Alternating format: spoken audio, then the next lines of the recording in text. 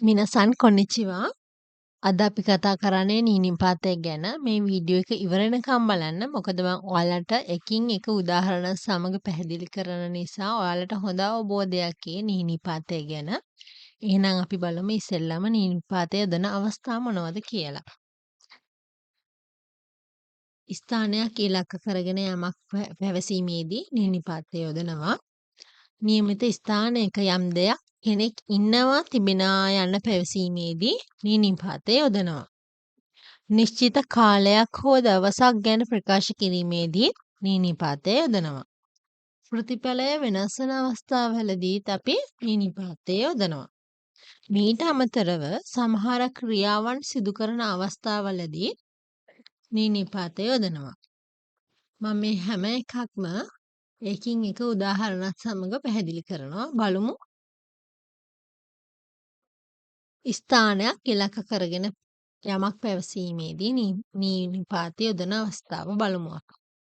පළවෙනි එක වතෂි wa ashita korambu ni ikimasu. මම හෙට කොළඹට යනවා.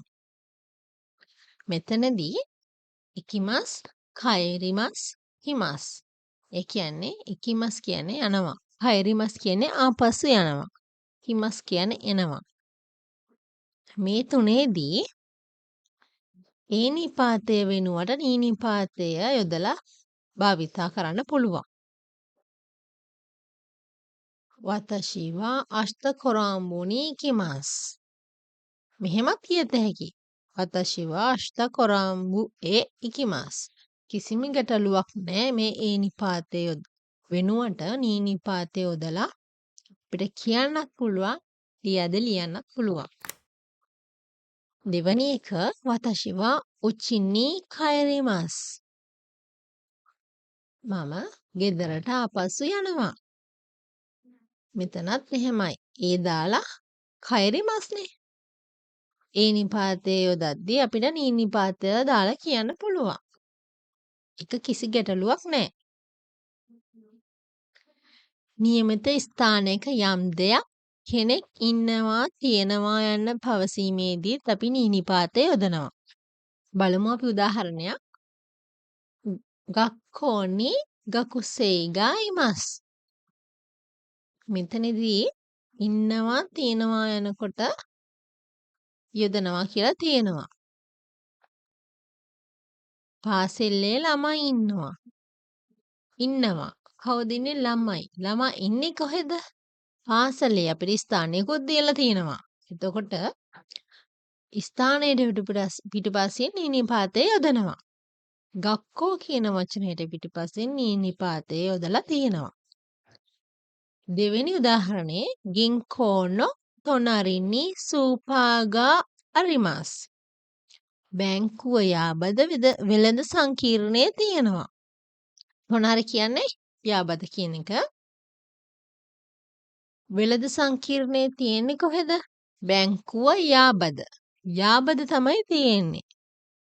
එතකොට මේ යාබද කියන ටොනාරි කියන වචනේට පිටුපසින් තමයි අපි නීනිපාතය යොදන්නේ. පැහැදිලිද? අපි තව උදාහරණ බලමු. කියෝෂිත්සු ni dare ga imasu ka? කවුද ඉන්නේ? පන්ති කාමරයේ කවුද ඉන්නේ? කවුද ඉන්නේ කියලා අහලා තියෙනවා. හැබැයි ස්ථානයක් අපිට දීලා තියෙනවා. පන්ති කාමරයේ කවුද ඉන්නේ? කියෝෂිත්සු ni. එතකොට ස්ථානයේ පිටුපසින් නීනිපාතය යොදලා තියෙනවා. හතරවෙනි එක රීසෝකෝ ni nani ga arimasu ka? Fridge එකේ මොනවද තියෙන්නේ? එතකොට මොනවද තියෙන්නේ කියලා අහලා තියෙන්නේ කොහෙද? ෆ්‍රිජ් එකේ. එතකොට රීසෝකෝ කියන වචනයේ පිටුපසින් අපි නීනිපාතය යොදනවා. ඊළඟ එක නිශ්චිත කාලයක් හෝ දවසක් ගැන ප්‍රකාශ කිරීමේදී නීනිපාතය යොදන අවස්ථාව. මයි අසා රොකුජි ni okimasu. හැම උදේම 6ට අවදි වෙනවා. මෙතන නිශ්චිත කාලයක් අපිට දීලා තියෙනවා. රොකුජි. හැම උදේම 6ට.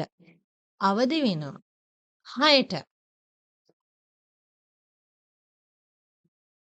ඊළඟ උදාහරණේ හිරු ගොහන්වා ජූනිජින්නි තබෙමස්.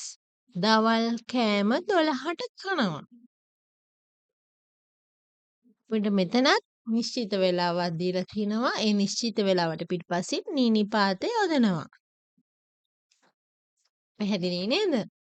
තුන්වෙනි එක නිචියෝබිනි ටෙනිස් ඕෂිමස්. ඉරිදට ටෙනිස් සෙල්ලම් කරනවා. ටෙනිස් සෙල්ලම් කරන්නේ ඉරිදා. අපිට මෙතන දවසක් දීලා තියෙනවා. දවසක් කියන්නේත් එක්තරා කාලයක්. නේ? එතකොට නිචියෝබි ඉරිදා දවසට පසු අපි නීනිපාතය යොදනවා. හතරවෙනි එක කොන්සාතෝවා නංජිනි හජිමරි මස්කා. අපි මෙතන ප්‍රශ්නයක් අහන්නේ.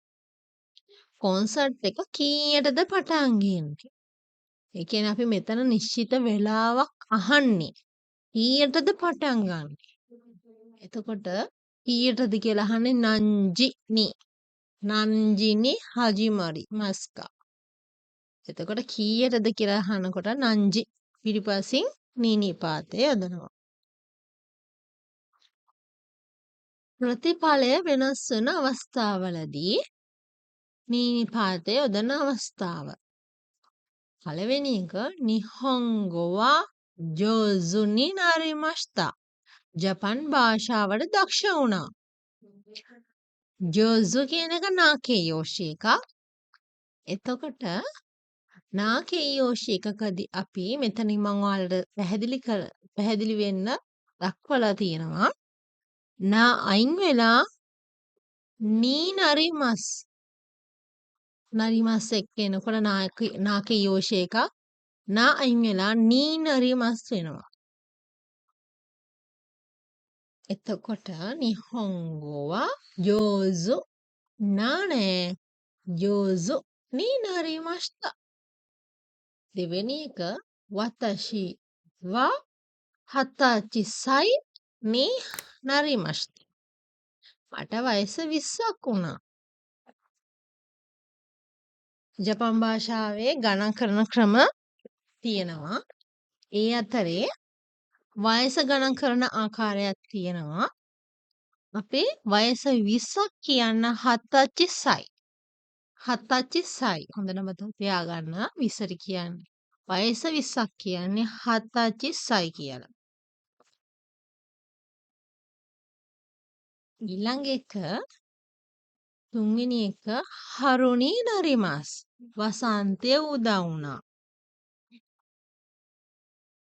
මෙතනදී නවුන් එකක් නේ. නවුන් එකක්. නවුන් එකකදී කිසිම දෙයක් කැපිලා අයින් වෙන්නේ නැහැ. නවුන් එක එහෙමමයි. නී දාලා නරිමස් දානවා. හරුණි නරිමස්. මෙතනත් එහෙමයි. හතචි සයි නී නරිමස්තා. දෙක ප්‍රතිඵලය වෙනස් වෙන අවස්ථාවක්. අසන්තය උදා වෙලා. යම් කිසි වෙනස් වීමකට භාජන වෙලා ප්‍රතිඵලය වෙනස් වෙලා. 20ක් වෙලා මට. දැන් 19 වෙලා හිටියා. දැන් 20කට අවයස 20ක් වුණා. ජපාන් මෙතනදිත් එහෙමයි. ජපන් භාෂාවට මං දක්ෂ වුණා. දැන් ඉස්සෙල්ලාම ජපන් භාෂාව ඉගෙන ගන්න පටන් ගත්තා. දැන් දක්ෂ වෙලා ඉන්නවා. ඒ වගේ ප්‍රතිඵලය වෙනස් වන අවස්ථාවලදී නි නරිමස් යොදනවා. අන්තිම එක සමහර ක්‍රියාවන් සිදු කරන අවස්ථාවලදී මං කීපයක් ක්‍රියාපද කීපයක් දාලා තියෙනවා. බලමු ඒ මොනවද කියලා. හයිරිමස් ඇතුල් වෙනවා.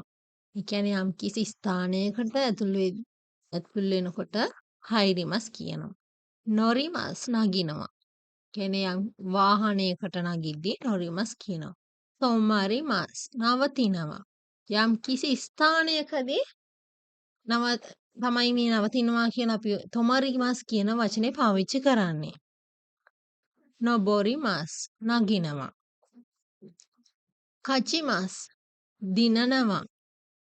උකරිමස් පාස් වෙනවා. අයිමස් හමු වෙනවා. මොරයිමස් ලබා ගන්නවා. මේ වගේ මේ N5 N4 වචන කීපයක් විතරයි මම මේ ඔයාලට අරන් ඇවිල්ලා තියෙන්නේ. ඔයාලට ලේසි වෙන්නයි දැනුමට. අපි බලමු තව උදාහරණ දෙකක් වගේ මේ වාක්‍ය දෙකක්. පළවෙනි එක කිස්සතෙන්නි හයිරිමස්. කෝෆි ෂොප් එකට ඇතුල් වෙනවා. මේ තියෙන ඇතුල් වෙනවා. කිස්සතෙන්නි හයිරිමස්. කියන්නේ යම් කිසි ස්ථානයකට ඇතුල් වෙනකොට නීනි පාතේ යදනවා. දෙන්ෂානි නොරිමස්. දුම්රියට නගිනවා. නොරිමස් නගිනවා. වාහනයකට නගිනවා. මම හිතනවා ඔයාලට නීනි පාතේ ගැන හොඳ අවබෝධයක් එන්නේ නැති කියලා. ඔයාලට අපහැදිලි තැනක් දන්නේ නැති දෙයක් තියෙනවා නම් කමෙන්ට් එකකින් අහන්න. එහෙනම් අපි ඊළඟ ලෙසන් එකකින් හමු වෙමු. සයනරා